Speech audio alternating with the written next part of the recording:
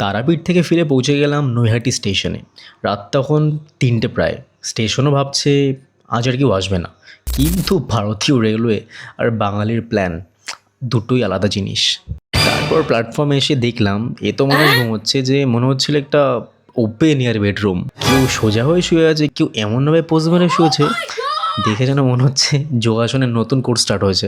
আর একজনকে দেখে মনে হলো ট্রেন মিস তো করেনি, বিছানাই মিস করে দিয়েছে। ভোর হতে না হতেই ট্রেনে শুরু হয়ে গেল মাছের সম্মেলন। এত রঙিন মাছ দেখলাম যেন মনে হচ্ছিল অ্যাকোয়ারিয়ামের এক্সপ্রেস চলছে।